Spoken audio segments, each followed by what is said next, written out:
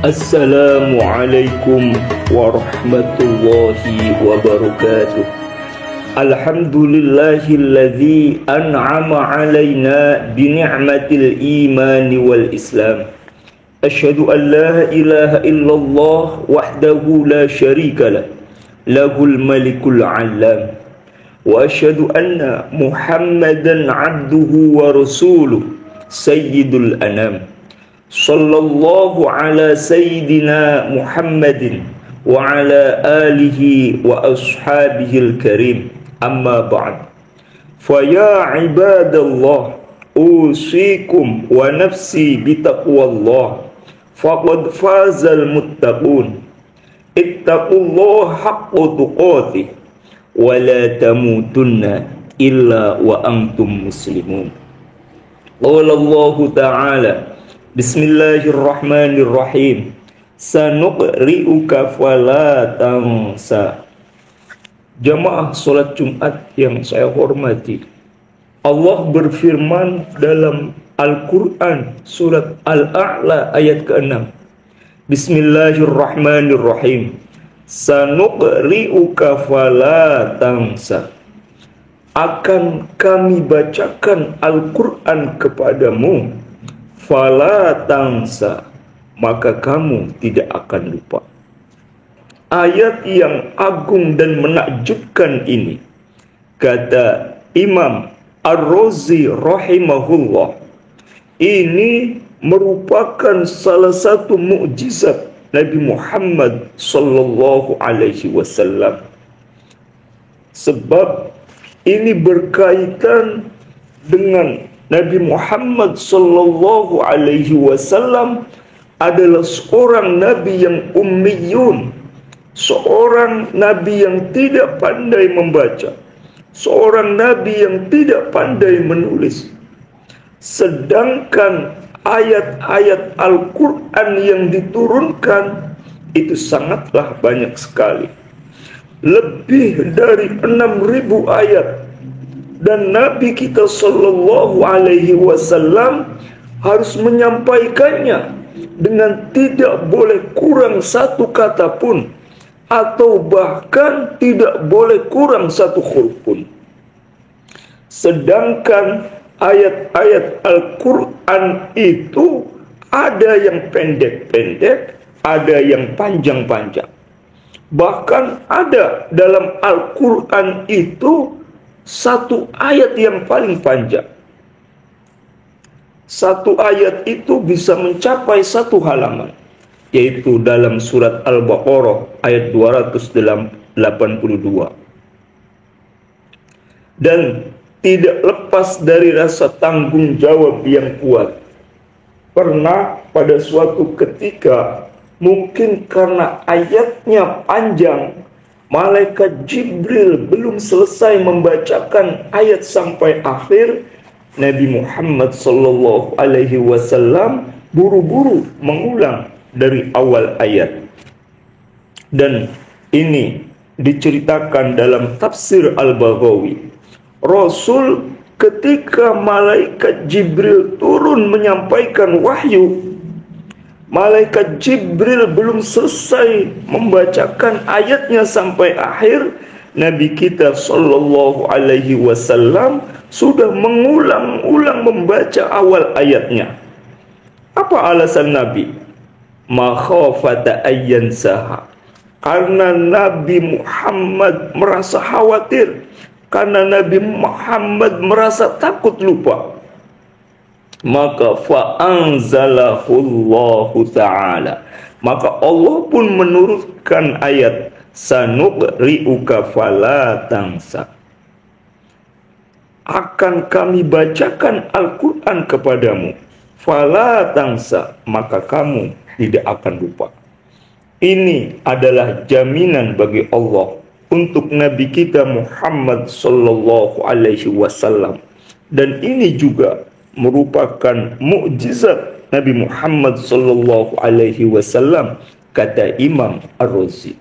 Nabi Muhammad walaupun seorang nabi yang ummiyun, Nabi yang tidak pandai membaca, Nabi yang tidak pandai menulis, tetapi ketika malaikat Jibril membacakan ayat-ayat Al-Quran, Nabi Muhammad langsung hafal.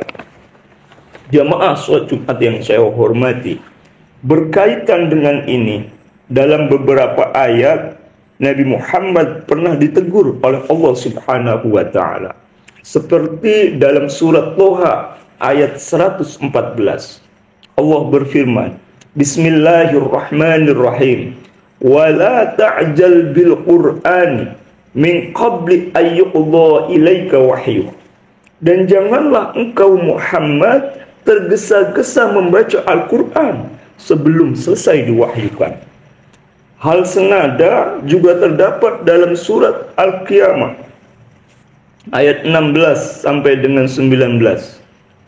Allah berfirman, Bismillahirrahmanirrahim, La tuharrik bihi lisanaka lita'jala bih, Inna alaina jam'ahu wa qur'ana, fa iza qara'nahu fattabi' qur'ana, thumma inna alaina bayana. Jangan engkau Muhammad gerakkan lidahmu untuk membaca Al-Quran, karena hendak cepat-cepat menguasainya.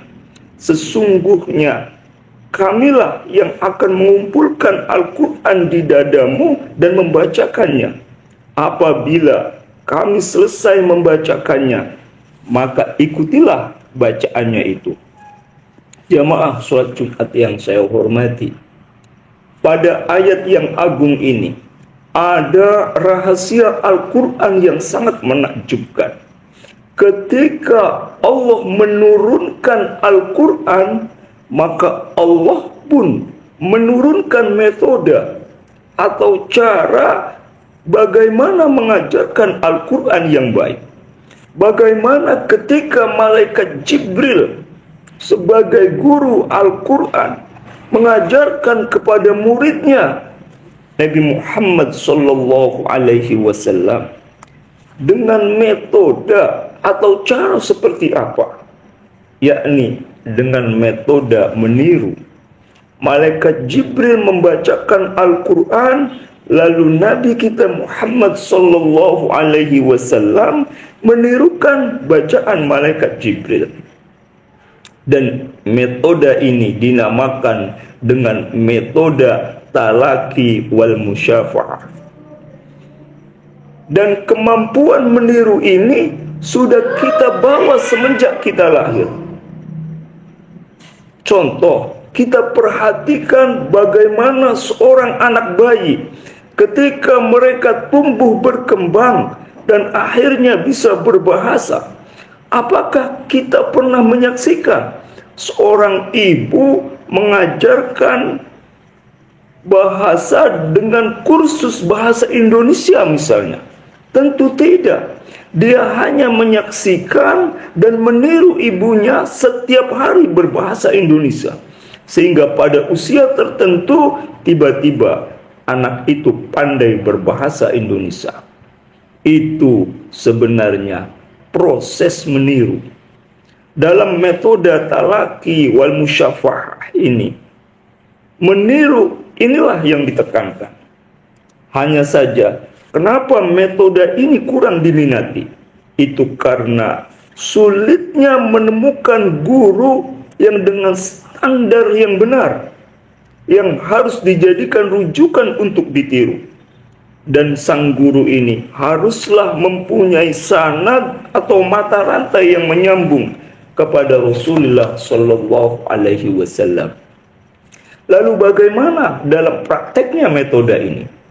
Dalam prakteknya adalah antara guru dan murid itu idealnya saling berhadap-hadapan. Karena istilah talaki itu berasal dari kata liko. Liko artinya bertemu. Atau antara guru dan murid itu face to face. Dengan cara ini mudah untuk meniru bacaan guru. Sedangkan musyafahah itu adalah melihat gerak bibir, melihat gerak gigi, atau melihat gerak lidah guru. Dan metode seperti ini dulu pernah dilakukan oleh malaikat Jibril kepada Nabi Muhammad, dan dulu pernah dilakukan oleh Nabi Muhammad kepada sahabat-sahabatnya. Jamaah sholat Jumat yang saya hormati, mungkin hanya ini. Semoga bermanfaat. Wa qul rabbighfir warham wa anta khairur rahimin.